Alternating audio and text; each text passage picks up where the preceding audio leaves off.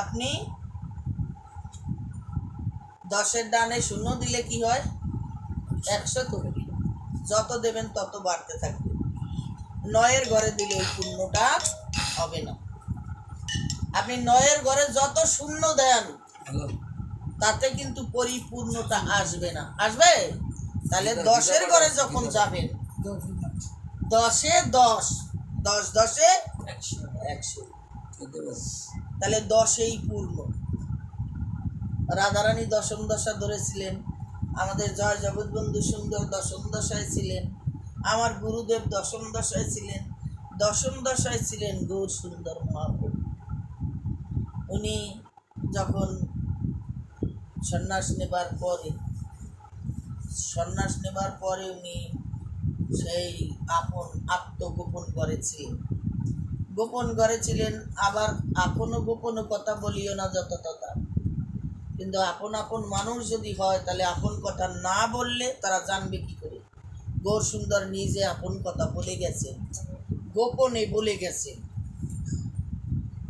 যখনই আমরা সেই আত্মতত্ত্ব উপলব্ধি, একদিন তো হবে না, হবে গুরু একটু একটু করে শিক্ষা দেবে।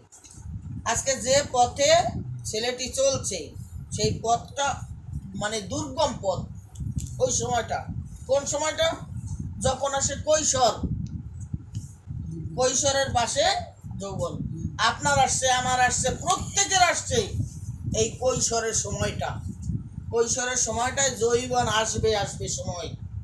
যখন মানুষের কৈশোর সময় হয় তখন যৌবন আসবে, তখন খেলতে ভালো লাগে, হাসতে ভালো লাগে, একজনকে মানে খেলা, এই খেলাটা কি খেলা সেই খেলাটাই শিখতে হবে। আমরা মানে গোলা ছুট বা বল খেলা, বিভিন্ন খেলা খেলে কোন সময়? ওই সময়টাই খেলে। কেন খেলে? খেলা শিখবে বলে খেলে, কিন্তু আসল খেলায় সবাই বাদ করে যায়, নকল খেলা লইয়া মানে মেতে থাকে। ওই খেলাটা শিখতে গেলে দেখেন ওই সময়টায় প্রচণ্ড শরীরের মধ্যে প্রচণ্ড বল, বিভিন্ন শক্তি একত্রিত মানে সংযোগ হয়। যখন সে ওই কৈশোরে থেকে যৌবনে যখন পদার্পণ করলো, তখন বিভিন্ন কলাগুলি একত্র হইতে হইতে হইতে হইতে পূর্ণ কলা যখন হয় তখন পূর্ণ ভরা যৌবন আসে। তা যৌবন যখন আসে সেই যৌবনটা দিতে হবে গোবিন্দের চরণে। এটাই একেবারে শাস্ত্রের নির্যাস তথ্য যে পুরা যৌবনটা আমার গোবিন্দকে দিতে হবে।